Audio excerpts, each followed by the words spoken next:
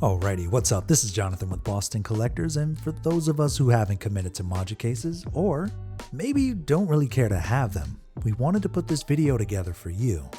Everything seen here today will be linked down below. Jumping right into it, we're going to go ahead and start with putting a Detolf together. Out of 2 boxes, we're starting with box number 1. The instructions and the foundation of the Detolf for the most part will be here. Now I chose to open the box this way because it's a lot easier to break the seal and dive in versus flipping it back over. IKEA doesn't recommend my approach, but it works for me. These are all of the contents available in box number 1, as well as the back part of the glass off to the side. We need to start with locating the bottom portion of the cabinet. This is the lower base, and you want the 4 holes at the bottom facing you in the start. With the frames from box 2, we'll go ahead and set up the shelving frames through the base. Keep in mind the ridges should be facing inward and not outward, otherwise your shelves won't be held up. Now we need to secure all 4 points at the bottom of the Detolf. Don't apply too much pressure screwing these in though, otherwise the unit might possibly explode. Next we have to install all 4 feet included. I found it easier to feed the screw through each foot to find the hole easier. Again, try not to overdo it. Now we have the foundation of the unit all set up and ready to go for the back glass. Before we start, let's make sure the pieces holding the glass together are set up properly. This is the left side of the Detolf, and this is the correct way to have this piece. The longer portion should not be holding the back part of the glass. This is the incorrect way of holding it. We need more support from the side for the side glass to stand. With that in mind, let's apply the shorter sides to the back glass marked as 1. I chose to do this solo since it is possible. However, IKEA recommend 2 people to put this together. But all you need is a wall. Now for the tedious part of the build. Start by placing the edge of the glass inside of the front part of the groove. From there, you'll have to angle the glass into the plastic component and feed it down until you reach the base. This will take just a bit of pressure. Once that's done, now you'll have to take your time and make sure the glass is held in properly from top to bottom. Push the glass as far into the plastic unit as you can. Hopefully you won't have to redo anything and the glass was placed properly the first time. Now that we're done, we can put the top on. Similar to what we did on the bottom, we'll have to secure the frame to the top. First, let's make sure the glass is properly placed in the grooves all around. If not, you may have to go back and fix the glass placement. Now that we're set, we can screw on all 4 corners.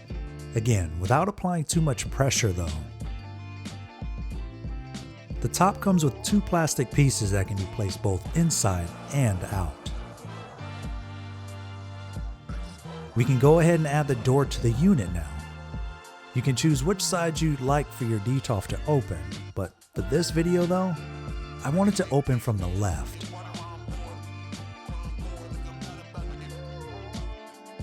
With that, we'll place the magnetic catchers onto the left side.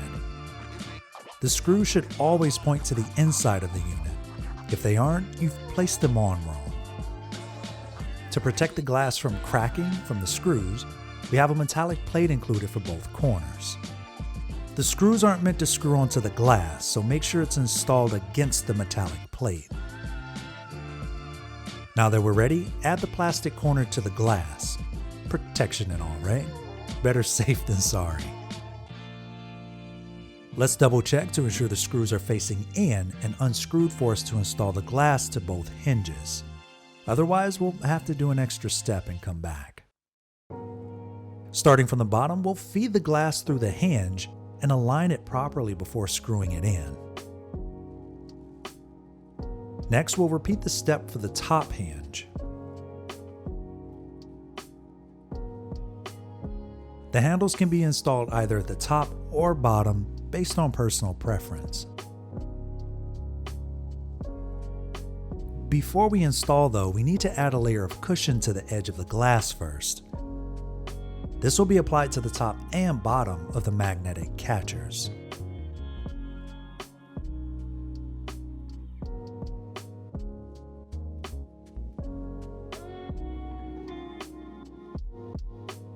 Lastly, we'll need to add the shelves to the Detolf. But first we need to add all 12 bumpers to the unit. When we're done, add all 3 shelves and we're all set. But for me, not just yet. For lighting, well, we need lights. We'll need a pencil, measuring tape, cable ties, double-sided tape, scissors, and a compact saw or a regular hand saw if you have one. Those will be used for the final piece to bring the lights together, which are the V-shaped channels. First, we'll need to measure the shelves. I cut mine at 13.5 inches. With these, you'll be able to make 2 proper cuts per channel, with a smaller piece left over at the end.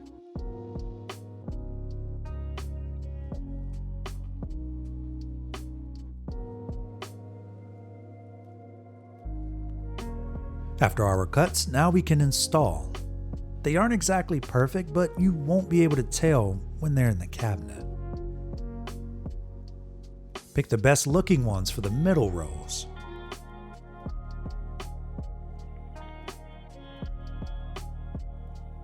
After triple checking our measurements, we can apply the double-sided tape to the channel.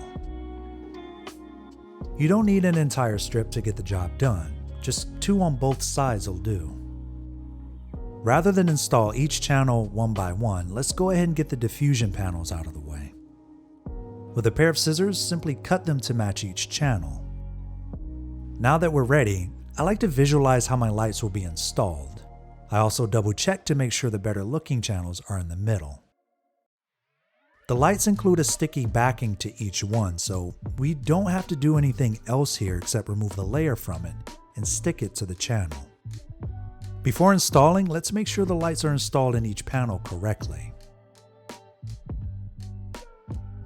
For this unit, I want to install the lights from the right side of the Detolf. This will require the prongs from the lowest shelf light to face the insert. Double checking for power if you haven't already. Make sure they're working before you start. We don't want these cords hanging, so that's where our cable ties come in. I like to anchor the cord against the frame for an ensured connection as seen here. Now that we have our vision ready for the first cord, we can apply the cable ties. Hang tight for the later section where we can really hide these. It might look a little weird now, but it's worth the wait. If not, you can always add more cable ties as you see fit.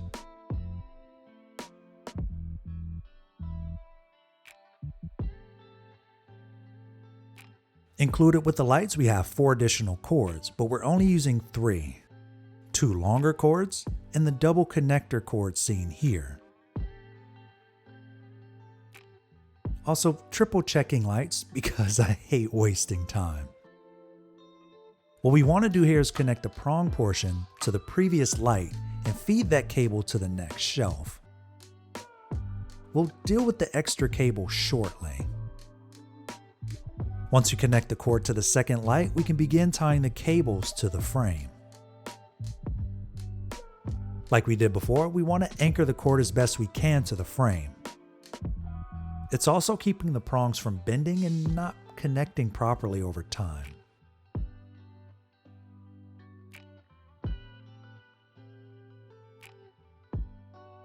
Now to diffuse the light in the channel. This is also helping with anchoring the connector pieces as well. These snap into place and you'll know when they are since you can both feel and hear it as it happens.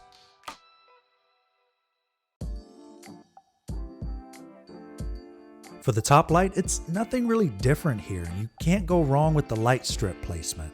However, I like to keep the same formation to the previous shelves. Any additional cords that may hang on the previous shelves can be tied down to the frame below it. Here we want to make sure we hide the extra bit as well.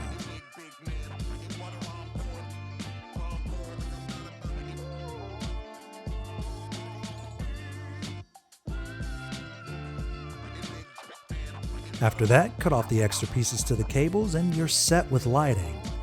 The diffused light will make your collection look that much better. Keep in mind though, everything used in this video will be linked in our description below. As a bonus, maybe you want to change the height of your shelves. You'll need a pair of pliers and wire cable clamps. Simply curve the piece around the frame on all four corners for one shelf. Attach the base of the clamp to the hook and screw the nuts back on. You will need to have the front cable clamps loosely facing outward depending on the height change of your shelf. This will allow you to make subtle changes, ensuring a balanced shelf.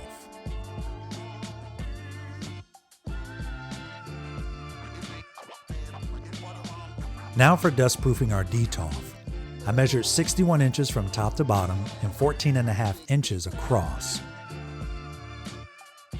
After making the necessary cuts to our weather strips, we want to apply the dustproofing 2 to 3 centimeters from the edge of the glass. This will require patience and constantly checking by closing the cabinet to ensure a straighter line. Now Amazon sent me 2 different types of weather strips for some reason. A smaller version and a larger version, which I prefer more.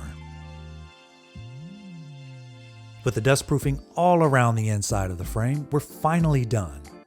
Except, now you have to clean the glass. Hopefully this was helpful, and if it was, don't forget to like and subscribe to the channel. Room tours coming soon. Thanks for watching.